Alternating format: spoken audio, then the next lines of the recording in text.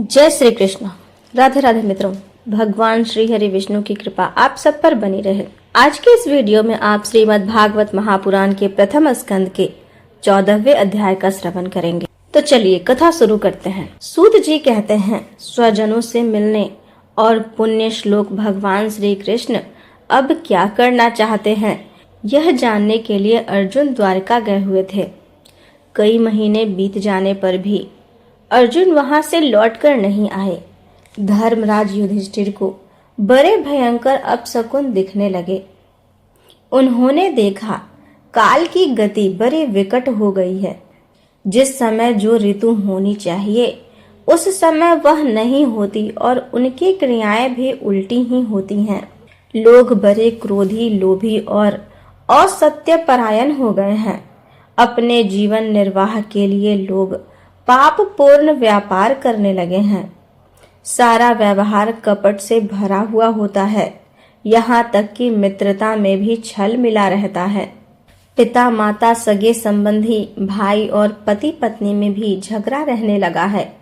कली काल के आ जाने से लोगों का स्वभाव ही लोभ, दंभ आदि अधर्म से अभिभूत हो गया है और प्रकृति में भी अत्यंत अरिष्ट सूचक अपशकुन होने लगे हैं। यह सब देखकर युधिष्ठिर ने अपने छोटे भाई भीम से कहा। युधिष्ठिर ने कहा, भीमसेन, अर्जुन को हमने द्वारिका इसीलिए भेजा था कि वह वहां जाकर पुण्य श्लोक भगवान श्री कृष्ण क्या कर रहे हैं इसका पता लगा आए और संबंधियों से भी मिल आए। तब से 7 महीने बीत गए, किंतु तुम्हारे छोटे भाई अब तक नहीं लौट रहे हैं।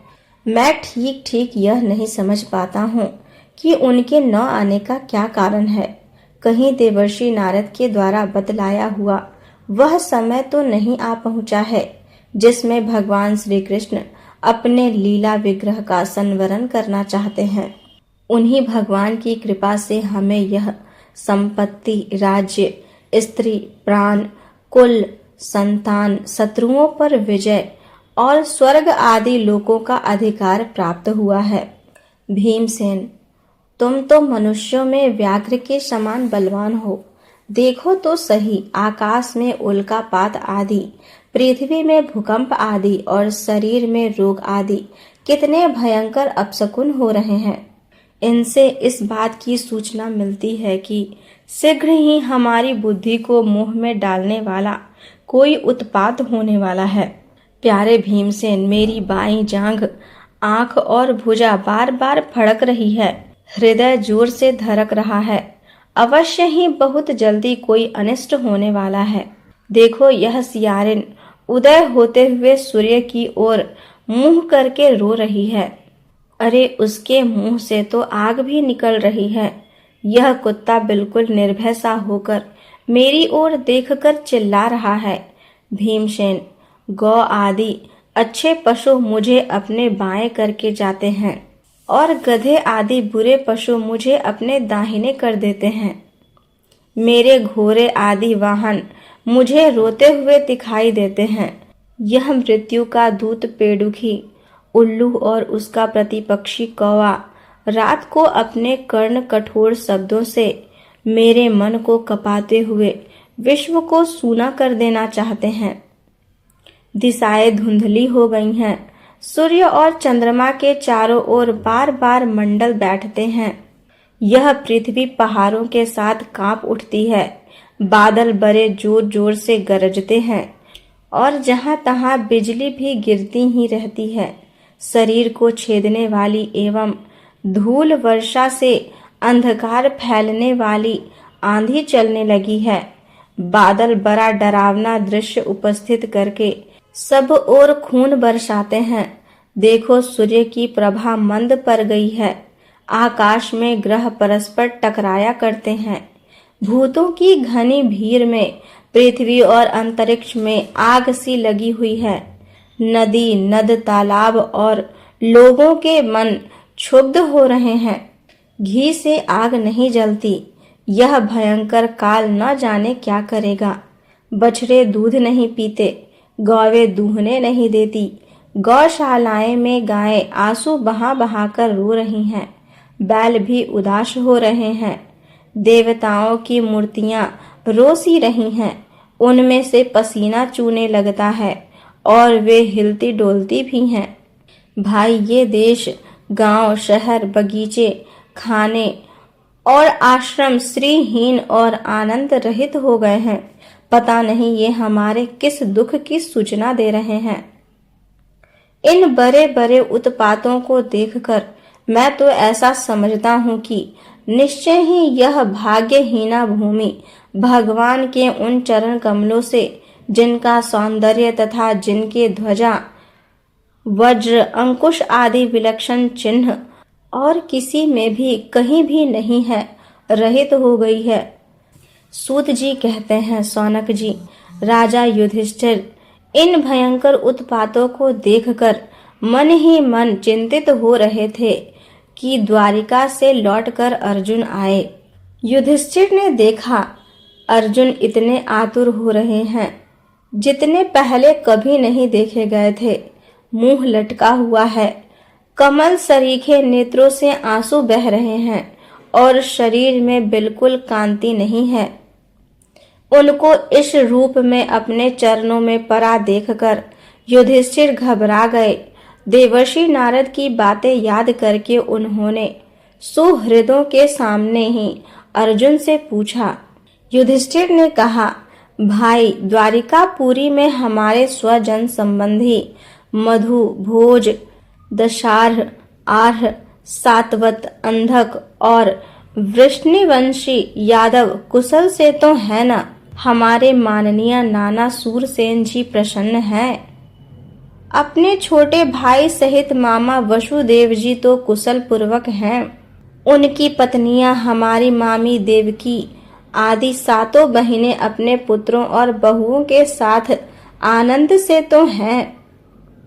जिनका पुत्र कंस बड़ा ही दुष्ट था, वे राजा उग्रसेन अपने छोटे भाई देवक के साथ जीवित तो है ना? हदिक, उनके पुत्र कृतवर्मा, अक्रूर, जयंत, गद, सारन तथा शत्रुजीत आदि यादव वीर सकुशल है ना? यादवों के प्रभु बलराम जी तो आनंद से हैं। विष्णु वंश के सर्वश्रेष्ठ महारथी प्रद्युम्न सुख से तो हैं। युद्ध में बड़ी फुर्ती दिखलाने वाले भगवान अनिरुद्ध आनंद से है ना? सुसेन, चारुदेशन, जामवंती नंदन सांब और अपने पुत्रों के सहित ऋषभ आदि भगवान श्री कृष्ण के अन्य सब पुत्र भी प्रसन्न है ना? भगवान श्री कृष्ण के सेवक श्रुतदेव, उद्धव आदि और दूसरे सुनंद, नंद आदि प्रधान यदुवंशी जो भगवान श्री कृष्ण और बलराम के बाहुबल से सुरक्षित हैं, सबके सब सकुशल है ना? हमसे अत्यंत प्रेम करने वाले वे लोग कभी हमारा कुशल मंगल भी पूछते हैं। भगवत वत्सल ब्राह्मण भक्त भगवान श्री कृष्ण अपने स्वजनों के साथ द्वारिका की सुधर्मा सभा में सुख पूर्वक विराजते हैं ना? वे आदि पुरुष बलराम जी के साथ संसार के परम मंगल, परम कल्याण और उन्नति के लिए यदुवंश रूप क्षीर सागर में विराजमान है। उन्हीं के बाहुबल से सुरक्षित द्वारिकापुरी में यदुवंशी लोग सारे संसार के द्वारा सम्मानित होकर बड़े आनंद से विष्णु भगवान के पार्षदों के समान विहार कर रहे हैं। सत्यभामा आदि 16,000 रानियां प्रधान रूप से उनके चरण कमलों की सेवा में ही रत रहकर उनके द्वारा युद्ध में इंद्र आदि देवताओं को भी हराकर इंद्राणी के भोग योग्य तथा उन्हीं की अभिष्ट पारिजात आदि वस्तुओं का उपभोग करती हैं। यदुवंशी वीर श्री कृष्ण के बाहुदंड के प्रभाव से सुरक्षित रहकर निर्भय रहते हैं और बलपूर्वक लाई हुई बड़े बड़े देवताओं के बैठने योग्य सुधर्मा सभा को अपने चरणों से आक्रांत करते हैं। भाई अर्जुन, यह भी बताओ कि तुम स्वयं तो कुशल से हो न? मुझे तुम श्रीहीन से दिख रहे हो। वहां बहुत दिनों तक रहे। कहीं तुम्हारे सम्मान में तो किसी प्रकार की कमी नहीं हुई? किसी ने तुम्हारा अपमान तो नहीं कर दिया? कहीं किसी ने दुर्भावपूर्ण अमंगल शब्द आदि के द्वारा तुम्हारा चित्त तो नहीं दुखाया? अथवा किसी आशा से तुम्हारे पास आए हुए याचकों को उनकी मांगी हुई वस्तु अथवा अपनी ओर से कुछ देने की प्रतिज्ञा करके भी तुम नहीं दे सके? तुम सदा शरणागतों की रक्षा करते आए हो। कहीं किसी भी ब्राह्मण, बालक, गौ, बूढ़े, रोगी, अबला अथवा अन्य किसी प्राणी का जो तुम्हारी शरण में आया हो तुमने त्याग तो नहीं कर दिया? कहीं तुमने अगम्या स्त्री से समागम तो नहीं किया अथवा गमन करने योग्य स्त्री के साथ असत्कार पूर्वक समागम तो नहीं किया? कहीं मार्ग में अपने से छोटे अथवा बराबरी वालों से हार तो नहीं गए? अथवा भोजन कराने योग्य बालक और बूढ़ों को छोड़कर तुमने अकेले ही तो भोजन नहीं कर लिया?